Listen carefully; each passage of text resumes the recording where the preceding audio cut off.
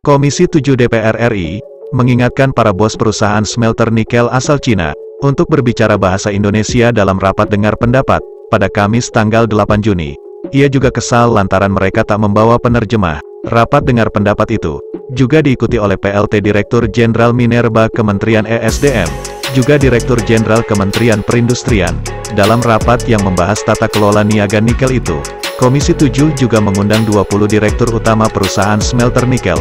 Wakil Ketua Komisi 7 DPR, Edi Suparno sebagai pemimpin rapat, mulanya meminta masing-masing bos smelter memperkenalkan diri dan perusahaannya. Ternyata, beberapa dari mereka berbicara menggunakan bahasa Inggris dan Mandarin. Edi pun menegurnya, sebab, sidang parlemen harus diikuti dengan bahasa Indonesia, ini adalah aturan, sehingga Anda harus diwakili oleh seseorang yang dapat berbicara dalam bahasa Indonesia. Kami akan menunggu presentasi Anda, jadi harap orang penerjemah Anda hadir di ruangan ini, ungkap Edi menegaskan. Direktur Keuangan PT Obsidian Stainless Steel, Hans, lantas mendapat giliran. Saat berbicara kepada pimpinan dan anggota Komisi 7 DPR RI, Hans mengaku tidak bisa berbahasa Indonesia. Dan ia memakai bahasa Inggris. Belum selesai berbicara, pimpinan Komisi 7 DPR RI, Edi Suparno, langsung memotong pembicaraannya. Edi Suparno selaku pimpinan mengingatkan, agar semua peserta rapat di sidang ini, menggunakan bahasa Indonesia. Hans lalu menjawab dengan bahasa Inggris, bahwa ia membawa translator, tapi dia duduk di lantai 2, ucap Hans menjelaskan sambil tersenyum malu. Edi lalu mengingatkan kembali, bahwa ini adalah rapat dengar pendapat di parlemen, dan harus menggunakan bahasa Indonesia. Karena, hal itu sudah ada ketentuannya, kata Edi mengingatkan dengan tegas.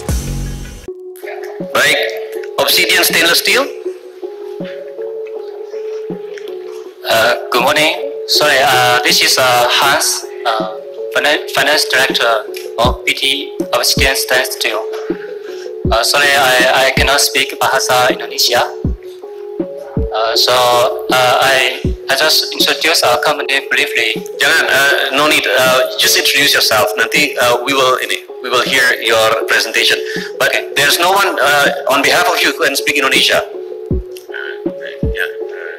Is there a translator that you brought in? You have a translator. Yeah, I have a translator in the second floor. Yeah, sorry. This is an official parliamentary hearing, and all parliamentary hearings are conducted in Bahasa Indonesia. Okay. That is a rule already. Okay. Yeah. So you will have to be represented by somebody who can speak in Bahasa Indonesia. Okay. Yeah. And this has to be formally done. And we will wait for your presentation. So please have your person present in this room. Okay. Yeah. Berikut Halmahera Persada. Hadir Pak Pimpinan Tony Gultom, Direktur dari Halmahera Persada Legend.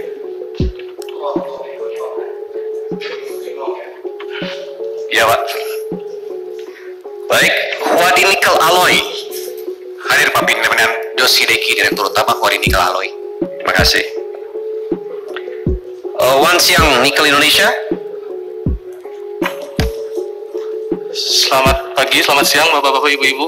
Wan Siang Nickel Indonesia hadir Pak. Saya Dana selaku asisten manajer humas membawa Mr. Lee, Pak Lee, ini sebagai direktur utama Wan Siang Nickel Indonesia Pak.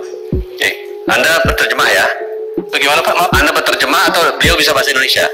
Beliau tidak bisa bahasa Indonesia Pak. Jadi Anda yang Saya yang akan menyampaikan ke beliau. Ya. Baik. Interupsi Pak Ketua. Ya. Kalau boleh sekaligus juga lokasi smelternya di mana? Dijelaskan juga Pak Ketua. Ya. Supaya informasi itu ke kita akurat.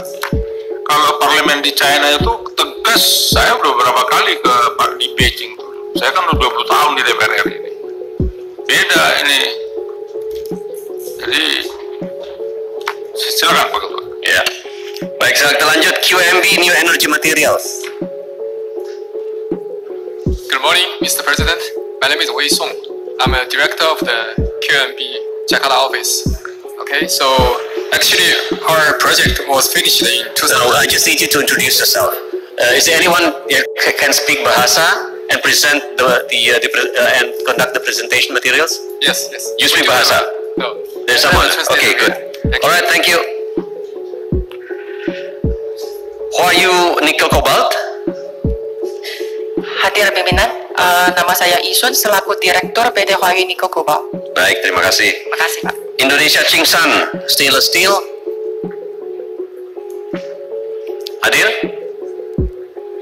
Tidak ada. Coba itu dijadikan catatan juga. Kita akan panggil tersendiri.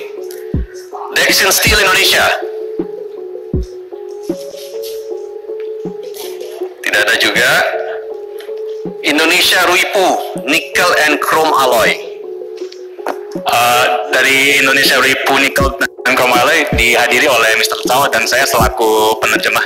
Oke, Mr. Cao sebagai direktur utama. Oke. Bukit Alter Indonesia. Assalamualaikum warahmatullahi wabarakatuh. Salam.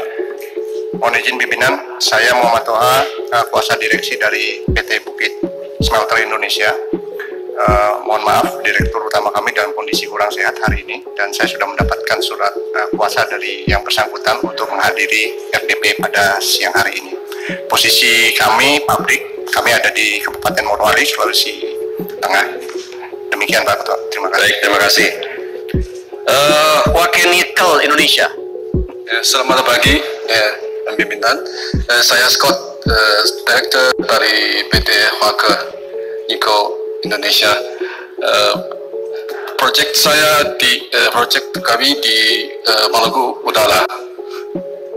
Terima kasih. Oke, baik. Saya minta satu persatu untuk menyampaikan pemaparan singkat saja, ya. Di mana lokasinya, apa bentuk, bagaimana proyeknya saat ini, dan apa kontribusinya terhadap proses dan program hilirisasi yang tengah kami jalankan.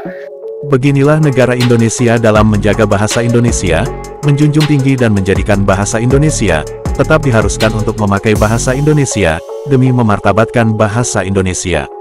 Karena negara Indonesia mempunyai bahasa resmi, yaitu bahasa Indonesia, yang harus dipergunakan dalam forum apapun, apalagi di dalam forum itu menyangkut peran pemerintahan Indonesia.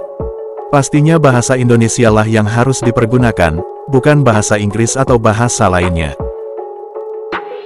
Oh iya, apakah Malaysia bisa atau mampu, serta berani menegur orang asing, yang tak bisa berbahasa Melayu, demi memartabatkan bahasa Melayu di negaranya, serta di dalam parlemennya? Rasanya, mereka tidak akan berani untuk menegurnya. Mengapa dan kenapa? Karena, orang yang akan menegurnya, ternyata masih mengidolakan bahasa asing. Begitulah, Malaysia, sang paling Melayu. Cukup sekian pembahasan dari kami, terima kasih, sampai jumpa lagi.